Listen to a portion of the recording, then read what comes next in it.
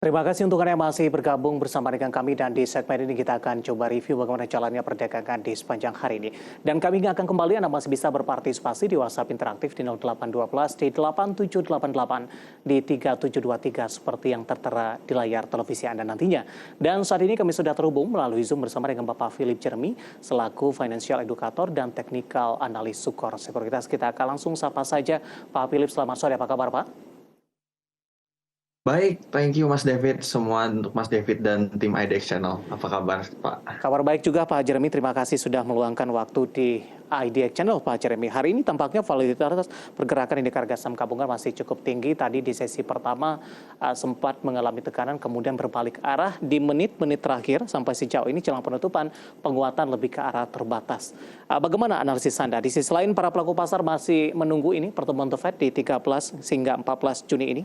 Pak Philip? Ya, kita perhatikan kalau kita lihat jelas secara teknikal, ini adalah area yang sedang dicoba untuk di-retest untuk melakukan area reversal untuk IHSG. Kalau kita perhatikan area krusial itu terletak di area level support sekitar 6.500 sampai 6.550, di mana area tersebut sudah di-retest hampir 5 kali oleh IHSG kita, dan hari ini merupakan salah satu bentuk dari technical rebound. Namun kalau kita perhatikan memang secara volume masih kecil, masih harus dinantikan apakah reversal ini masih bisa terus berlanjut sampai mungkin menuju ke area menembus ke atas 6.750, Mas David. Baik, jangka pendek arahnya kemana Pak Philip untuk indeks harga saham gabungan? Ya, jangka pendek ekspektasinya kemungkinan ke sekitar harga level 6.754. Kelihatannya untuk mengejar area level resistance yang dibentuk pada 19 November 2021. Penutupan hari ini di 6.649,715. Bagaimana skenario-nya untuk IHSG akan menembus jangka pendek ke 6.700-an. Level resisten berapa selanjutnya yang harus ditembus terlebih dahulu ketika IHSG confirm akan melanjutkan penguatan ke 67, Pak Philip? Karena level ini cukup sulit ditembus oleh IHSG dalam beberapa waktu terakhir. Ya, level paling krusial menurut saya terletak di area level support 6.680. Menurut saya itu area level krusial yang harus di-break ketika akan menuju ke sekitar area level 6.750-an.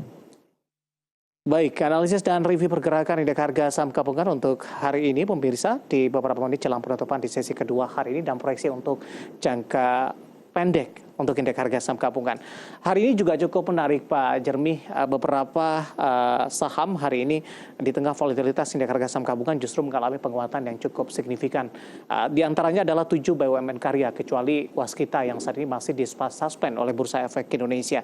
Bagaimana Anda melihat penguatan yang terjadi untuk saham-saham BUMN karya? Apakah ini hanya rotasi sektoral saja, sementara dari sisi fundamental masih belum cukup bagus, kinerja juga masih belum naik signifikan, posisi hutang juga masih tinggi, dan tadi juga kita sampaikan informasinya, laporan keuangan dari beberapa emiten ini juga masih disoroti oleh Kementerian BUMN.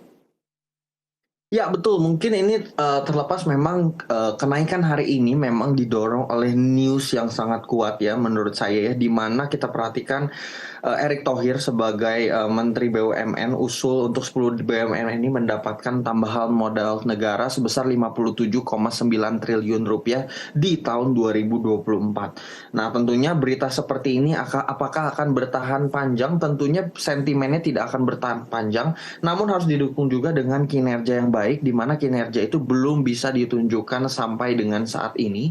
Jadi menurut saya kenaikan penguatannya yang sangat tinggi hari ini itu sangat-sangat besar didukung oleh sentimen berita dari Erick Thohir ini, Pak, begitu. Baik, kita akan coba ulas dari sisi teknikal, Pak Jeremy. Saya mau ke Wika terlebih dahulu. Hari ini juga paling tinggi tampaknya penguatannya di 16,75% dan ditutup di level 460. Sementara jangka menengah ini saham Wika dan maupun jangka panjang masih tertekan cukup dalam.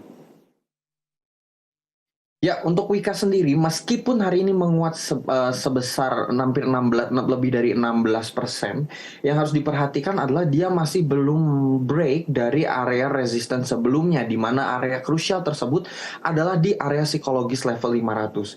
Hari ini meskipun ini pertanda baik ya karena didukung juga oleh volume yang tinggi, namun tetap harus dilihat apakah berhasil breakout dari area resistance 500 di mana itu menjadi area titik yang sangat krusial dan merupakan area psikologis. Ketika break dari 500 kemungkinan besar akan melanjutkan penguatan ke level 615. Begitu Mas David. Baik, bagi para investor yang belum berpartisipasi untuk Wika ketika ingin ambil posisi, dengan yang sudah menguat signifikan hari ini di atas 16%, apakah tunggu confirm dulu, tembus resisten di 500, baru bisa ambil posisi kembali, sambil juga mewaspadai aksi profit taking terjadi untuk Wika?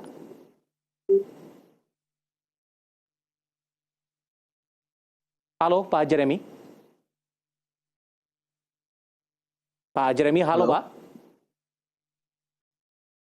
Ya, tadi kita membahas untuk Wijaya Karya Persero Tbk, ini menguat 16,75% dan ditutup di level 460. Pak Jeremy, Ya, halo Pak. ya, kita terhubung kembali, kita akan coba lanjutkan. Ketika para investor yang belum ambil posisi untuk Wika setelah mengalami penguatan signifikan hari ini, apakah harus confirm dulu di level resisten 500 untuk melanjutkan penguatan? Hal ini juga untuk mewaspadai aksi profit taking yang terjadi. Pak Jimmy, Pak Jeremy maksud saya. Ya, betul. Yang harus dilakukan adalah menunggu candle close di atas area level 500. Jangan hanya disentuh area level 500-nya, tapi pastikan penutupan berada di atas harga 500 untuk lebih terkonfirmasi. Begitu Mas David. Baik, strategi dan investasi untuk Wika yang hari ini menguat di 16,75%. Kita bergeser ke konstruksi lain untuk Adi. Pak Jeremy hari ini menguat di 8,62%, di 378 dari sisi teknikal ini juga masih dalam tren pelemahan sampai sejauh ini.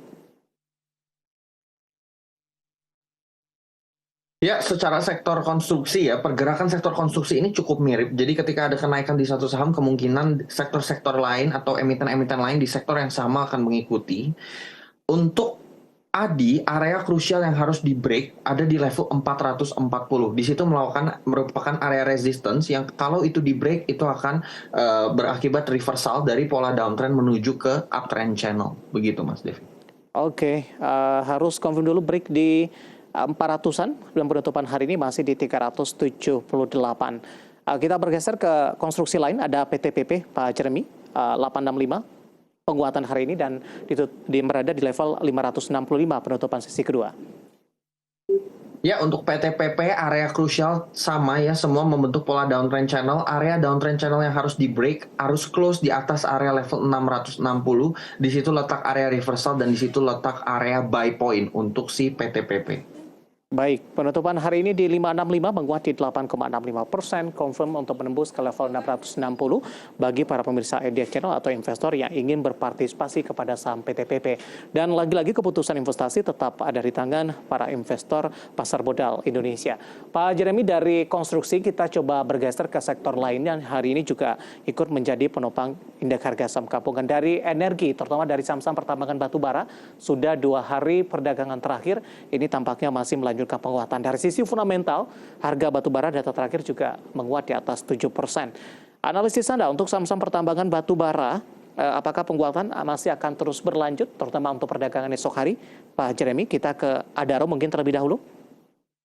Ya, kalau kita lihat secara overall ya, secara sektoral batubara, kita perhatikan harga batubara meskipun ada kenaikan sedikit, masih kita memperhatikan masih ada pola downtrend dari harga batubara sendiri. Jadi selama itu pola tren tersebut masih terjadi, kita akan expect semua sektor emiten batubara ini akan mengalami penurunan. Apa yang terjadi dengan Adaro sehingga 2 hari terakhir ini dia bisa naik? Purely, menurut saya, ini merupakan area technical rebound. Kalau kita perhatikan, 2000 itu adalah titik 0,618 Fibonacci dari si Adaro ini ya. Jadi kalau kita tarik rally panjangnya, ini merupakan titik Fibonacci di mana menurut saya kenaikan paling tinggi itu kemungkinan ke 2400. Jadi itu potensi paling tingginya menurut saya selama harga batubara masih turun. Kita perhatikan pun kenaikannya tidak didukung oleh volume yang kuat. Jadi menurut saya ini akan technical rebound. Oke, rawan terjadi profit taking begitu? Betul, rawan terjadi profit taking. Baik, apakah kondisi yang sama juga untuk PTBA, ITMG, Pak Alfili? Ya, kemungkinan kecenderungannya akan cukup sama. PTBA juga masih kita perhatikan volume sangat-sangat kecil. Ini yang harus diperhatikan ketika suatu saham melakukan technical rebound harus didukung volume yang kuat. Di sini volumenya masih cukup kecil, PTBA, ITMG semuanya masih sama. Oke, review dan rekomendasi dari beberapa saham pertambangan batubara yang hari ini masih melanjutkan penguatan. Tidak didukung dari sisi volume tadi, dan para investor diharapkan berhati-hati. Tadi juga disebutkan beberapa level resisten yang harus diwaspadai, kemudian rawan terjadi profit taking, dan lagi-lagi keputusan investasi tetap pada tangan para pemirsa dan juga investor di pasar modal Indonesia. Pak Philip, kita akan hold terlebih dahulu. Saya akan coba sampaikan update penutupan perdagangan di sesi kedua dan beberapa data perdagangan lainnya yang berhasil dihimpun oleh tim redaksi kami. Dan akhirnya pemirsa, di penutupan sesi kedua, indeks harga saham gabungan ditutup di zona merah dengan melemah di 0,22%. Di menit-menit terakhir penutupan sesi kedua, tampaknya indeks harga saham gabungan ditarik ke bawah dan ditutup di level 6.618,923. Dan level terendah hari ini di 6.603,704, tertinggi di 6.677,568, kemudian posisi pembukaan ada di 6.633,437. Sementara pemberat datang dari teknologi Gotoh melemah di atas 4%, beberapa perbankan Pickup dan Astra Internasional juga berbalik arah ke zona merah, melemah di 0,37% dan berada di level 6.500-an. Kita akan coba lihat beberapa data perdagangan yang berhasil dihimpun oleh tim redaksi kami. Langsung saja kita ke grafis yang pertama, pemirsa. Kita akan coba lihat bagaimana posisi penutupan beberapa indeks lainnya di sesi kedua hari ini, seperti MNC 36 mengalami penguatan di 0,60%, Jakarta Islamic Index juga menguat di 1,11%, LQ45 menguat di 0,25%.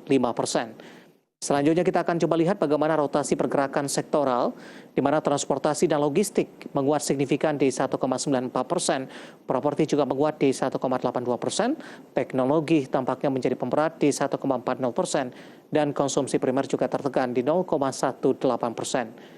Saham-saham yang mengalami penguatan signifikan dan menjadi penopang indeks harga saham gabungan, sehingga tekanan yang terjadi tidak terlalu dalam di posisi penutupan hari ini.